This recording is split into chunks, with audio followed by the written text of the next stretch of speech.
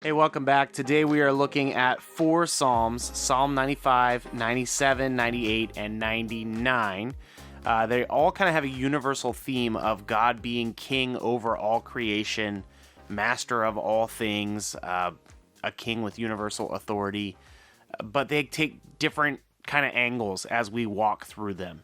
So I have a little bit of a confession. These Psalms are getting kind of repetitive. They start to sound very similar.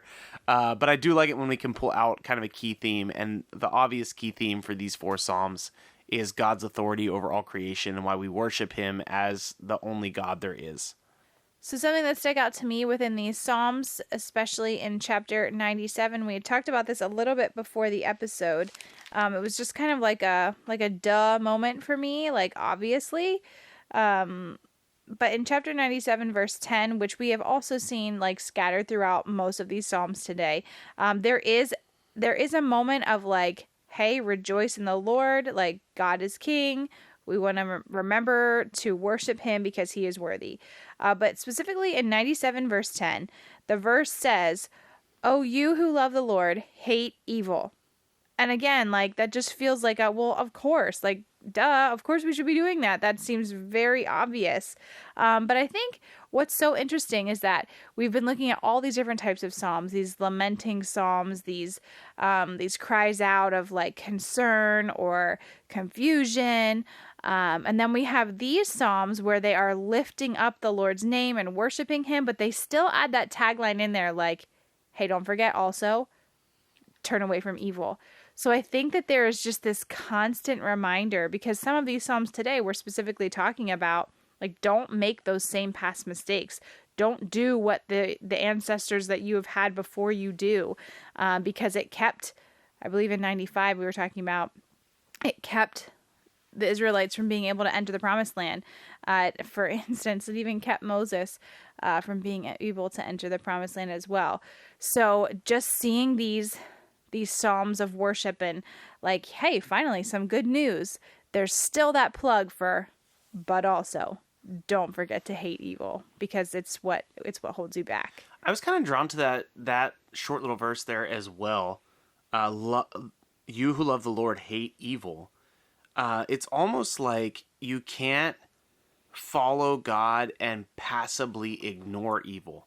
Like it doesn't say you who love the Lord ignore things that are evil. It says hate things that are evil. Mm-hmm. So to me, it feels like, okay, so there's also this active piece that is we want to work for the things of the Lord, but we also want to work against the things of Satan. We want to work against things that are evil. Mm-hmm. And I think I've pretty easily, I think, fallen into periods of my life where it's like, we don't want to be too offensive. We don't want to walk around and offend everybody. It's okay to just love the Lord, kind of keep to yourself, kind of, worship in your own little spot. But it does seem like, at least in this psalm, like the language is pretty intense. You love the Lord and you hate what's evil. You don't tolerate it. You don't put up with it. You hate it. I suppose that concept, when I think about my own life, in those times where I am pretty content just to pursue the Lord, but also like kind of allowing some wiggle room where it comes to hating evil, I'm usually pretty disappointed with my The outcome. with my discipleship journey in those times, because tolerating evil around me or within my own life, like that just never works great. So it's almost like oil and water, kind of like you can't have one without repelling the other. And like when you drop oil into a cup of water, they immediately separate. They don't just like, Yeah. this is kind of okay. So I think it's worth pointing out that is what it says, Psalm 97, and I like that you tied in Psalm 95 in that we need to learn from past mistakes, and we need to put practices in place that prevent us from doing the same things that have been done in the past.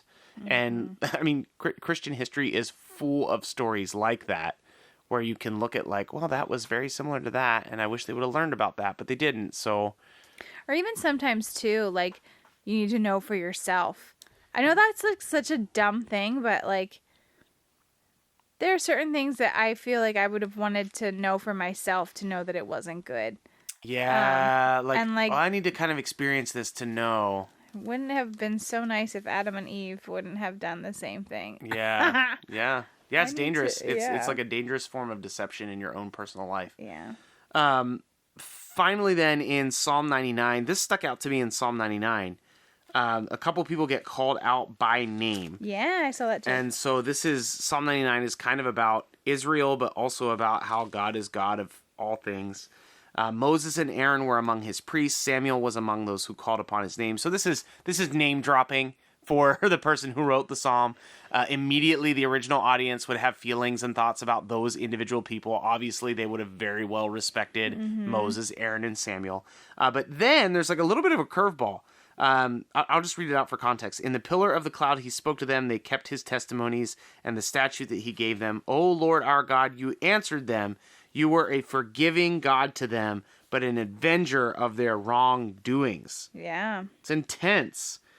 So you get this idea that, okay, Moses, Aaron, Samuel, they would have had like good feelings about those names. And then he says, and God was forgiving to them.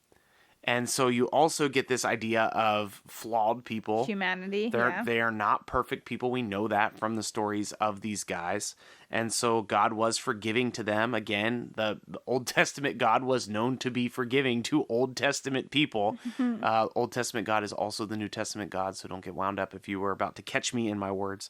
But it's interesting that these, faithful superstars are called out as having faults, and that God was an avenger of their wrongdoings. That's like, man, God forgave you, but he did not, it was not consequence free. So I think immediately of Moses, this is a callback to Psalm 95. Yep. Think immediately of Moses striking the rock instead of speaking to it. He was forgiven for that sin against God, but the consequence of that sin, he still had to walk out, and that was that he could see the promised land, but not go into it. And so God is forgiving. There remains to be consequences.